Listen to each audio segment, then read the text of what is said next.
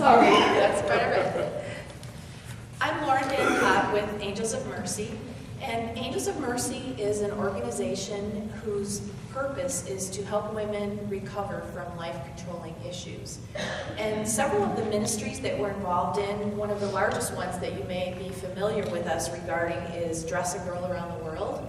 And it's such a joyful ministry where hundreds of women in the Rochester area, and actually it's a global ministry, sew these beautiful little dresses, and they're sent around the world. They were initially designed to bless children in need, and we discovered over time that these dresses actually in many countries do help prevent sex trafficking. So I don't have a lot of time to share about that, but if you'd like to talk to me afterward about it, and we have some pictures and what have you, but I just wanted to show you these lovely dresses. You can hear that there. That's okay. Angels of Mercy also has several other ministries. We have a butterfly boutique where we take donated clothing and we help women who are re-entering the community and the workforce with clothing for interviews and jobs and that sort of thing. We also, one of our big missions that we're working on right now, and I'll talk just a little bit more about that, is creating a home for healing for women who are recovering from violence or from human trafficking. So I'll talk a little bit more about that. And in working with Dress a Girl Around the World, we learned more about sex trafficking. It wasn't one of our initial missions. And we felt compelled when we learned what it was and the fact that it is growing exponentially, especially in our own communities, to become involved in spreading awareness about it. And this is a really awkward topic, and I recognize that. And I never imagined in a million years that I would stand at a pulpit in so many churches and say the word sex. So it is really awkward. I admit that up front. But you need to know what is going on in our community so that you can help to save our children from this terrible problem. So that's why I'm here. So my goal today is to help you understand what a horrific problem it is in the world today, and that it is actually going on right here in Rochester, and to help you think about and hopefully to act upon what you can do to make a difference. Oops, see, you were right, it did go too fast. What is human trafficking? It's a form of modern-day slavery. That may be something that you've heard it called in the world today, where people profit from the control and exploitation of others. It's considered to be among the fastest growing criminal industries in the world. Right now, it is the second largest criminal industry. And unfathomably, there are between 27 and 30 million slaves in the world today, which is more than at any time in our history. Think about that. Millions and millions of people in slavery. And worldwide, human trafficking generates $150 billion, and about a third of that is generated right here in the United States. And when you think about trafficking, you think about it going on in other countries. We know that it goes on, you hear about it in places like Cambodia and things like that, but it is a third of the money that's generated for human trafficking is generated right here in the United States. Labor trafficking is something that we do hear about, and we may have heard a little bit about that.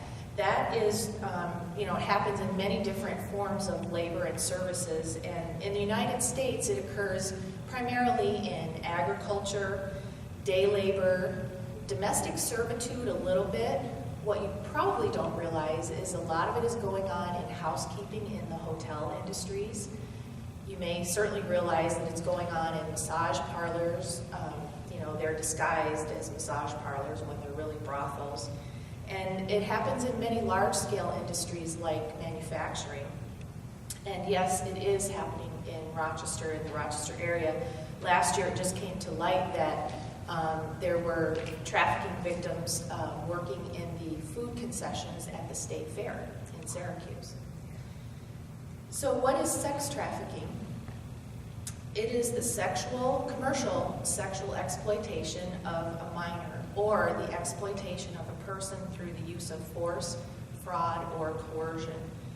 It occurs when a person is induced to perform a sex act in exchange for something of value to themselves or to the trafficker, including survival sex, which would be for food or for shelter. And we probably don't realize that trafficking is very prevalent in all aspects of the sex entertainment industry. Pornography is not a victimless crime because most of the people involved in that are trafficking victims. We're certainly aware of street prostitution, online escort services, brothels, I mentioned, residential brothels, and most of those women involved in those industries have been trafficked. And we certainly can understand that the internet has helped human trafficking to grow exponentially. And in fact, today, most of what's going on in sex trafficking originates on the internet.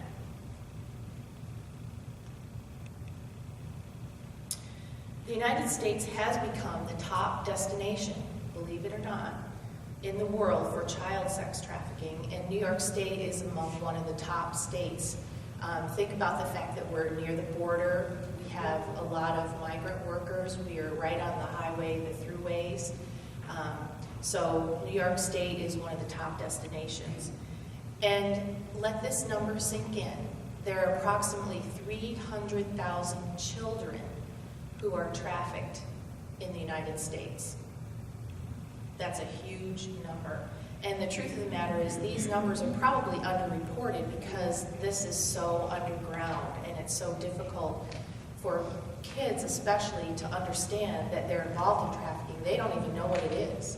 They just know that they have a horrible life. And in the United States, the average age for recruitment is 12 to 14 years old. Think about that. That's about 8th grade. Victims can be male, female, or transgender, and in fact, transgender youth are especially susceptible to trafficking because in many cases they're kicked out of their homes. And those at highest risk for trafficking are children who have histories of physical or sexual abuse, running away, or living on the streets. In the Rochester area, Rochester School District, there are 2,000 homeless children. Now that doesn't mean they're living on the streets, but it means they may be living in shelters, they're couch surfing, they really never quite know where they're going to be living, and those are among the most vulnerable to trafficking. And 1 in 3 children will be picked up by traffickers and forced into prostitution within only 48 hours of being on the street, whether they're runaways or homeless children, and that's because traffickers watch for people who are on the streets, especially children, and they will befriend them, offer them food, because usually when someone ends up on the street, they don't have a plan. And so whatever resources they had may last them a couple of days, and then they're looking for help, and the traffickers are out there ready to help. The other very vulnerable population is foster children, and obviously, I just talked about homeless children, but foster children, think about what their lives in many cases are like. They've bounced from home to home, they're in the system, which usually fails them, and traffickers offer hope, they offer to care for them, they offer them the picture of a good life, and the foster children are anxious for someone to care for them.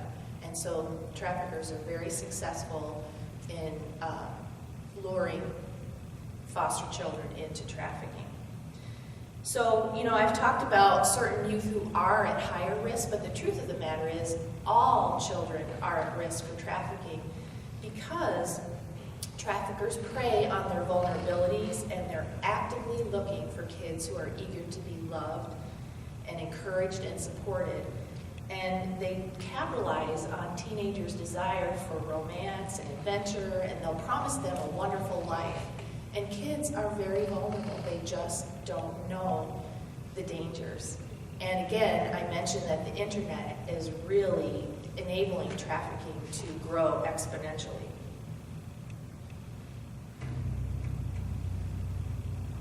So this is a video that will just give us a little look at trafficking and how it happens in the United States. We're working on what we have, and I was like, what do we have? And she's like, your body. I didn't know about sex trafficking until I was in the middle of it. After a while, you just kind of get used to it. Like, everything that goes around just doesn't seem out of ordinary to you. But we really believed that she was getting ready to be sold.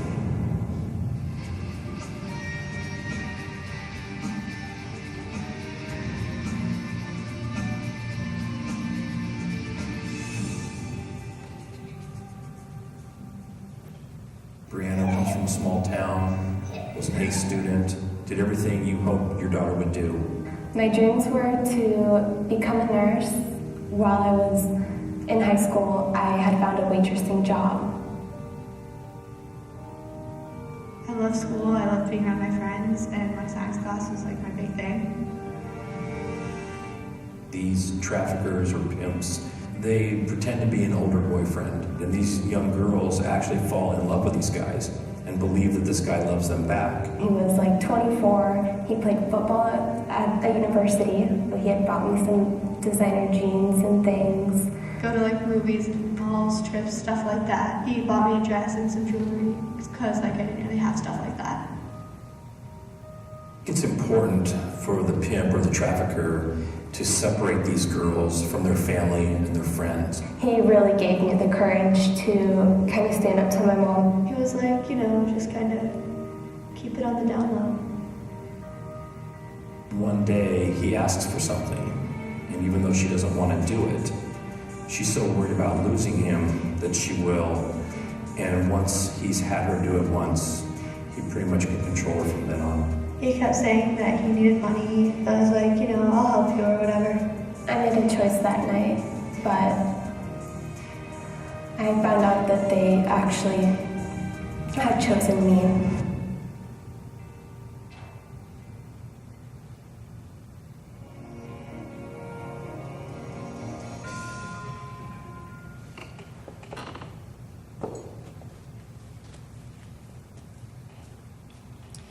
That is a trailer for the video that we use in the presentation. When we actually have an hour-long presentation that includes about a 20-minute video that gives a lot more information about those girls' lives and what the actual luring process and what their lives were like. So that's one of the things that we're looking forward to is Reverend Debs will work together with your church to schedule an event, and we actually have a presentation for youth that is different than the one for adults.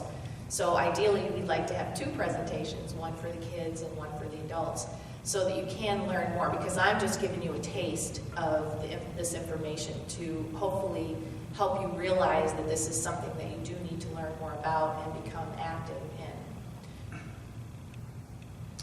So as I mentioned, we often think about human trafficking occurring in other countries, and we can certainly envision it going on in places like New York City or Chicago, the biggest cities. But the truth of the matter is, it is a growing problem in the Rochester area. You can see there are a couple of articles there from incidents that have happened over the last couple of years. The one in Wayne County was just a couple of months ago where they lured a 15-year-old girl. One of them boyfriended a 15-year-old girl, got her hooked on drugs, and forced her to prostitute to continue to get the drugs. And eventually someone did contact authorities and she was rescued. But that is a very common way that kids are lured and brought into the trafficking industry. And Thomas Kramer is probably one of the most famous criminals for this in the Rochester area. A couple of years ago, thank the Lord, he was sentenced to 30 years for trafficking 4 or 5 underage girls. So, and that was happening from his home in the Rochester area. So, labor trafficking, I also mentioned, does happen locally. It often happens locally in restaurants, in nail salons. That's another area that I didn't mention. And, think about how much agriculture we have in this area with a lot of migrant workers. So there's a lot of labor trafficking that goes on in this area as well, in the Buffalo area, the whole western New York area. And women are also very involved in trafficking. That's hard to imagine. But in many cases, women who have sort of aged out of being a prostitute end up becoming traffickers themselves. They're working for their trafficker, and they're involved in either luring girls or they actually can become traffickers, pimps themselves. And so some of those in the news recently have been women as well. So it's very difficult to identify and to get enough evidence to convict traffickers, especially with the internet. They're very removed from the physical process. And so these arrests that have happened locally barely scratch the surface of what's going on. And so it's extremely difficult to prosecute. Traffickers often choose victims who are loners, who lack self-confidence or self-esteem, and they make big promises about how they can give them a better life.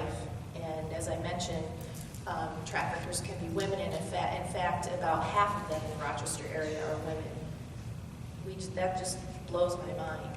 And so traffickers recruit literally from the schools. They befriend kids at sporting events and things like that.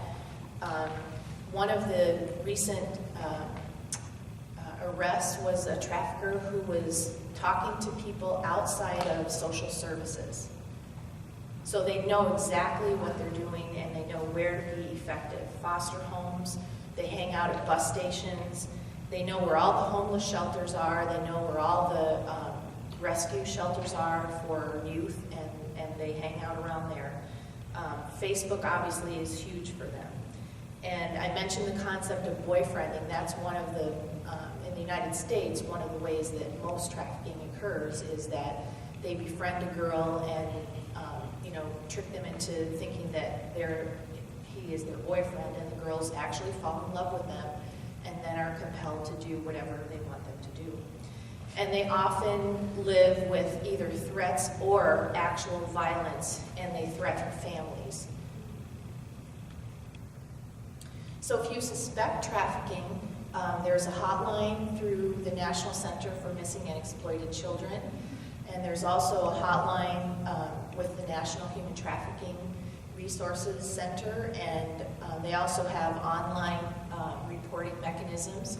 And outside, I have a table set up with some flyers that I'd love to have you take with you that have these hotlines on them. And they encourage you, if you have suspicions, even if it's a suspicion, to call. They would rather you call and have it looked into by local authorities than to not, and then you hear something later about something tragic.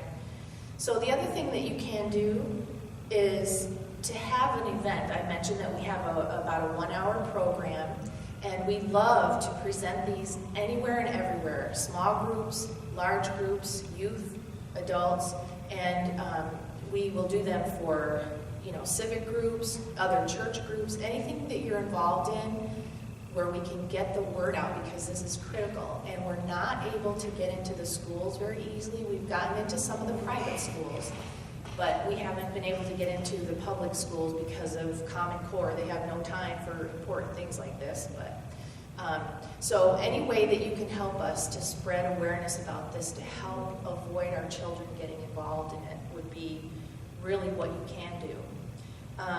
And when we say that there are 300,000 children trafficked every year, that equates to 34 children an hour.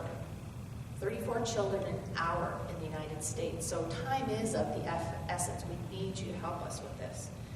And anything you can do to volunteer and support ministries for children will help them with their self-esteem, and have someone that they can look to that will potentially see the signs and help avoid them getting involved if someone's trying to lure them. So whatever you do to minister or mentor children would help as well.